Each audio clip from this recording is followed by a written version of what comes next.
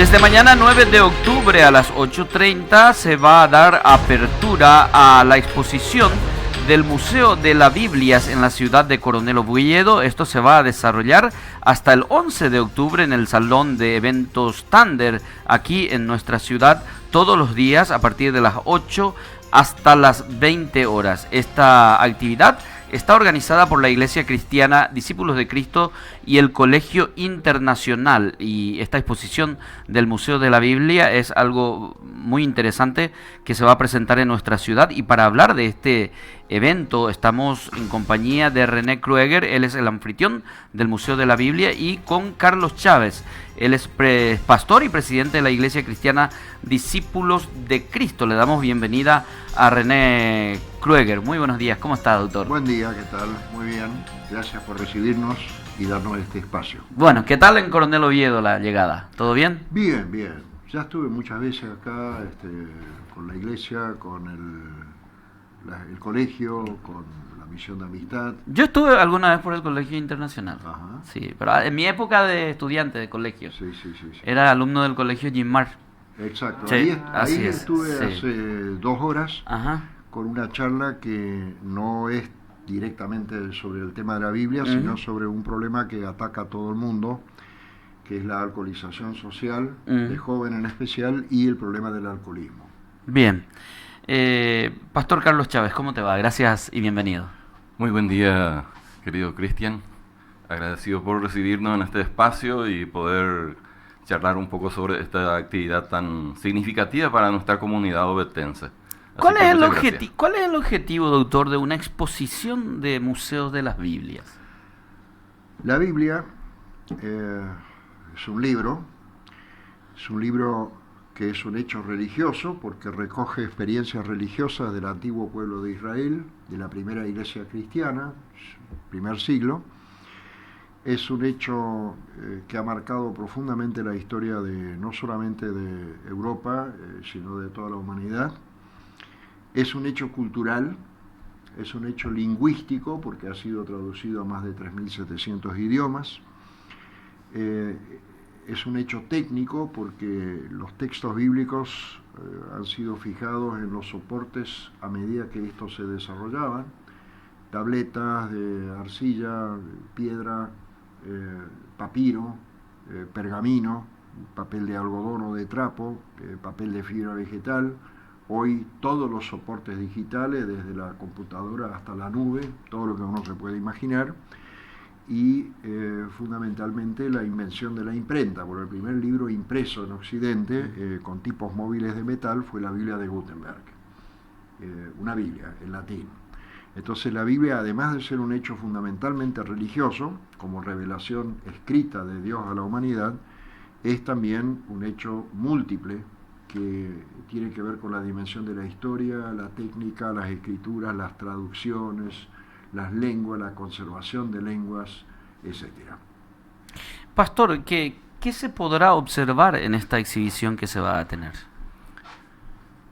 De hecho que el acervo tiene un contenido amplio, del cual justamente el doctor René lo que nos va a expresar con mayor detalle, pero son ejemplares de más de 1.000 ejemplares, digamos. ¿Distintas versiones de la Biblia? Sí. Empezamos el recorrido con una pequeña muestra de los soportes más antiguos, papiro, pergamino, etc. Después se pasa a los testimonios arqueológicos más antiguos. De eso tengo, por supuesto, solamente una foto, no el original, porque es único y está en Israel, en el museo.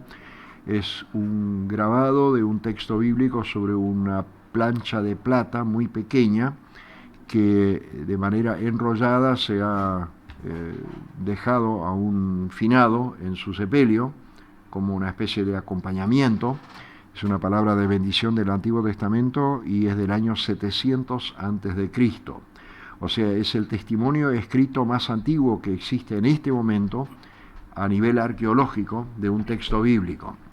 2.700 años. No cualquier texto tiene una antigüedad comprobable de semejante cantidad de siglos y milenios en este caso. Después pasamos a fotos de los más antiguos papiros y pergaminos. En la Edad Media hubo producción de Biblia y hubo traducciones también de esto, también hay varios testimonios. Después está el ejemplar completo en 2 tomos de la Biblia de Gutenberg, que es del año 1477. ¿Eso lo tendremos en foto o en físico? No, en copia facsimilar. O sea, el original no, porque el original no hay copias disponibles, claro, en el original. Están es una reliquia ya. Sí, es una reliquia, están en los museos y en las grandes bibliotecas. De ahí no van a salir, y si salen lo va a comprar un museo con mucha plata y no nosotros. Pero tenemos un facsímil completo, con todos los lujos de detalle que tiene el original. O sea, la diferencia entre un facsímil completo, no un facsímil a media, sino completo, y el original es solamente la edad. Claro. Uno tiene tantos siglos, el otro tiene unos años.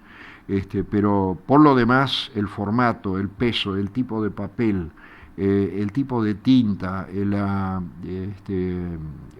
las letras en sí, y la aplicación de coloreado a mano es exactamente igual. O sea, es una réplica. Es una réplica exacta, es un clon del original, que difiere solamente en la edad.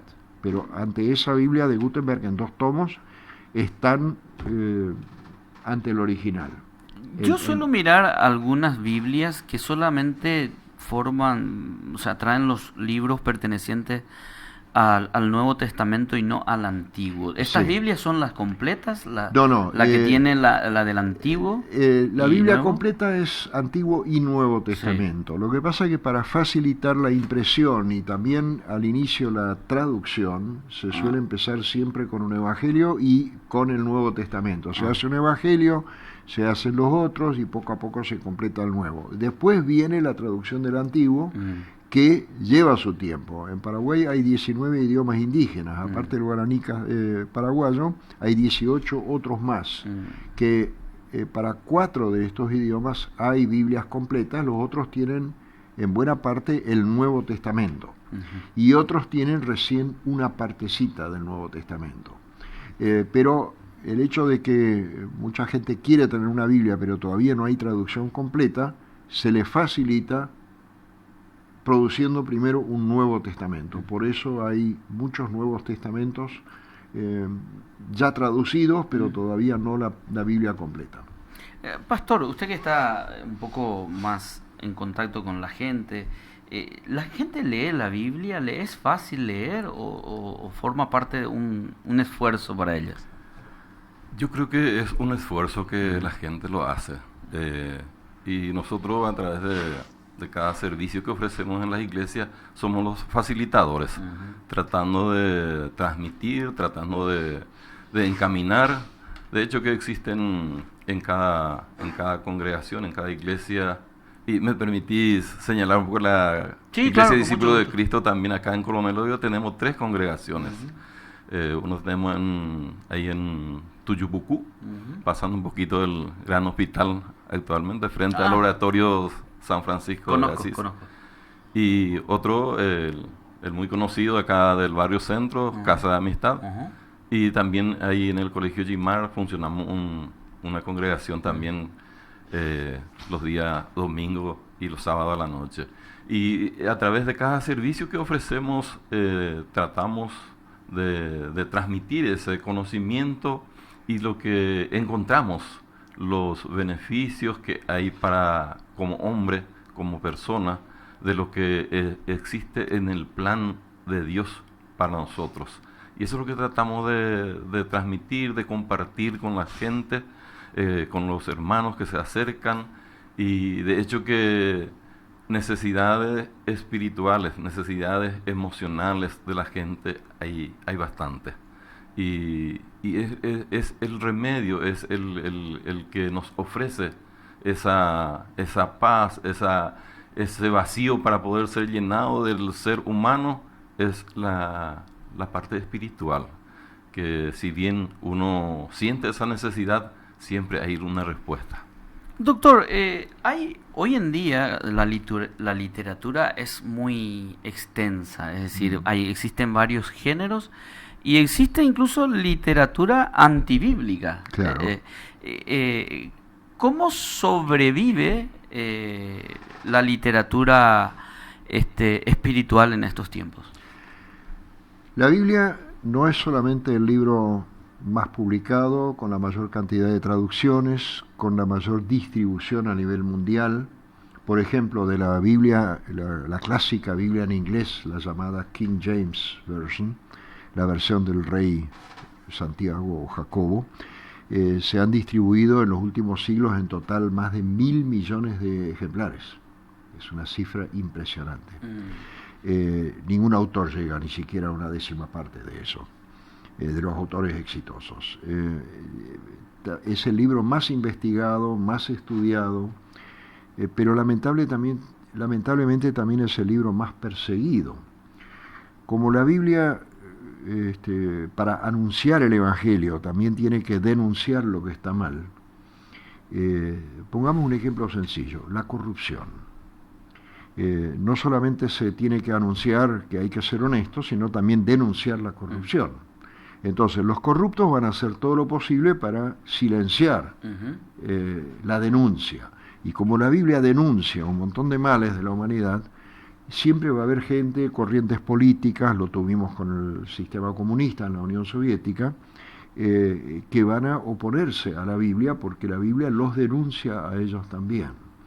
Entonces la Biblia, por un lado, denuncia y por otro lado anuncia la gracia de Dios y la posibilidad de una manera de vivir diferente. Esa es la explicación o de este hecho de que a la Biblia también se la ha perseguido. Han quemado Biblias, han perseguido a los traductores, han matado a traductores, los han quemado vivos por una Inquisición en la Edad Media o en el inicio de la Edad Moderna. Hubo gobiernos que prohibieron la Biblia, hubo persecución de la gente que lee la Biblia. O sea, la historia de la Biblia abarca también todo un aspecto muy triste, que es la persecución de aquel que piensa de manera diferente. Conquistar la libertad de opinión, de conciencia, de religión, ha sido un largo camino. También acá en Paraguay, en otros países de América Latina, no era así que directamente ya con los primeros gobiernos había libertad de conciencia. Había proscripción. Había proscripción, había que sacar permisos especiales para poder reunirse. Hoy el tema de la libertad de conciencia y de opción religiosa es algo garantizado por las constituciones, siempre y cuando que un determinado grupo no actúe contra la ley y contra la moral. Pero ni siquiera hace tanto tiempo, hace menos de un siglo, esto no era algo normal y natural. La Biblia es la herramienta principal de toda confesión cristiana, sí. Eso coincidimos. Exacto. Sin embargo, existen varias confesiones cristianas y esto consigo ha acarreado tener su propia versión de la Biblia.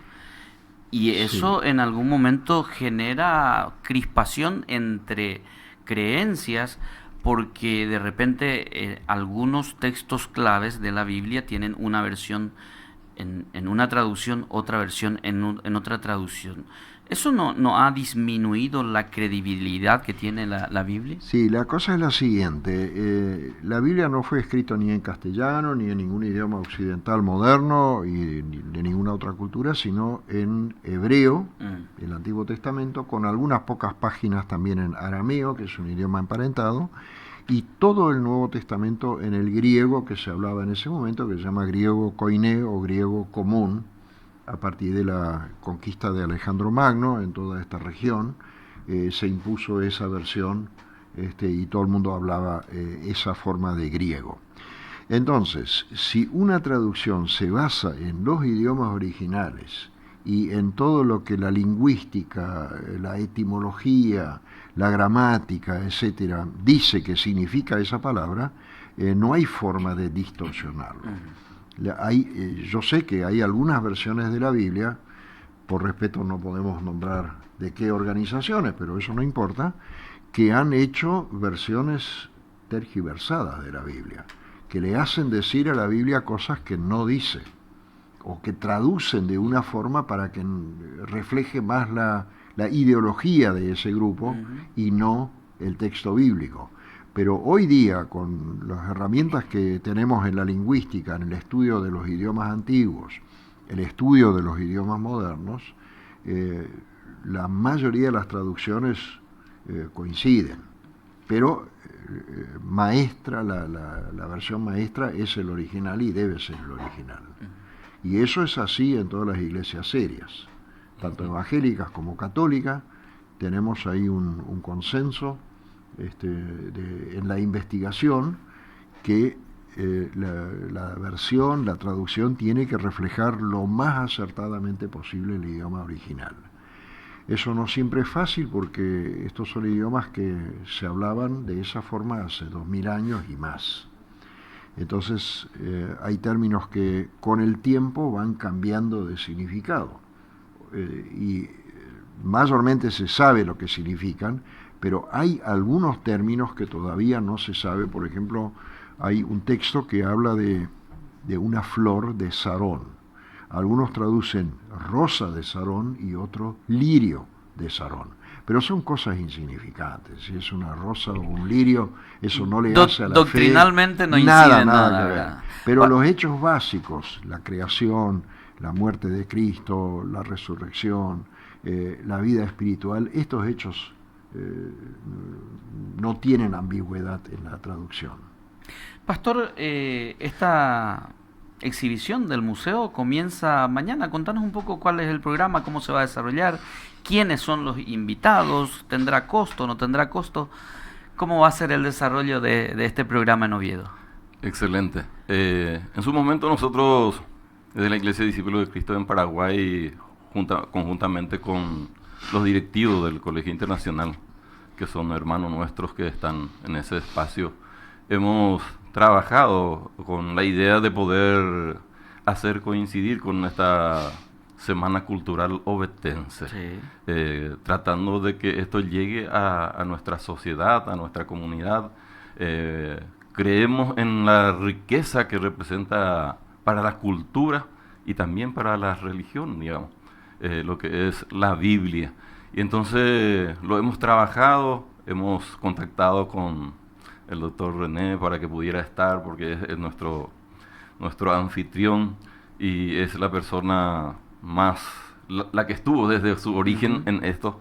Y entonces queríamos contar también con su presencia, así que cuando eso se concretó, hemos empezado a visitar tanto a la municipalidad como a la gobernación, de manera que esto pueda tener un impacto en nuestra... ¿Una visita guiada es esto? Sí, son visitas guiadas, a veces de grupos, a veces de un grupo chico, a veces de un colegio entero. Esto depende un poco del interés, porque puede haber personas que se interesen más por idiomas antiguos, otros quieren ver más los idiomas indígenas, otros las Biblias para niños, otros la Biblia de la época de la Reforma, 5 siglos atrás, o un sector de Biblia y arte. Algunos se interesan por las Biblias africanas, otros por las asiáticas, y a algunos les interesa una... ¿Existen Biblias con gráficos? Sí. ¿Sí? Sí. Son gráficos hechos por artistas, algunos artistas pequeños y otros grandes artistas, los grandes pintores como Alberto Durero, Lucas Cranach, Rembrandt. Esta gente ha hecho ilustraciones de textos bíblicos y tenemos ahí en el museo en exhibición Biblias que tienen específicamente a un pintor o a varios pintores. Bueno, la invitación está hecha entonces. Mañana a las 8:30 se da apertura a este museo, a esta exhibición de museo, más de 1000 ejemplares. Yo perdí la cuenta porque el museo, mi esposa y yo lo hemos donado al Inter hace 2 años, pero mientras tanto han ido agregando más ejemplares y nosotros mismos en cada viaje a Paraguay, vivimos en Gualeguaychú, Entre Ríos, le hemos ido trayendo más Biblias, así que yo sinceramente no sé cuántos son en este momento. Vamos a hacer un inventario acá en Coronel Oviedo para actualizar los datos. Puede ser, pero Sí. Con entrar al salón y ver tantos metros corridos de ejemplares de la Biblia y de fotos, y de las Biblias antiguas, ejemplares facsimilares, esto de por sí ya es un impacto. Más allá de lo que cada Biblia significa. Sí, totalmente. ¿Me permite Sí. aclarar el tema de... Me había consultado sobre la entrada, Sí, ¿sí? Y es totalmente gratuito. Ok. Totalmente gratuito para todas las personas y grupos que quieran. Hasta inclusive, así como lo estaba expresando el doctor, esa visita guiada necesitamos organizarnos más con la organización misma para poder hacerlo de la mejor manera. Bien, nosotros vamos a acompañar también este evento seguro desde nuestros medios de comunicación. Le agradecemos mucho la visita, que sea exitosa y siempre bienvenido a Coronel Oviedo y a Paraguay, doctor. Muchas gracias. Los agradecidos somos nosotros que nos dieron este espacio para anunciar esto. Muchas gracias. Pastor, muchas gracias. Muchas gracias a usted también. 11:06 minutos, un ratito antes de despedir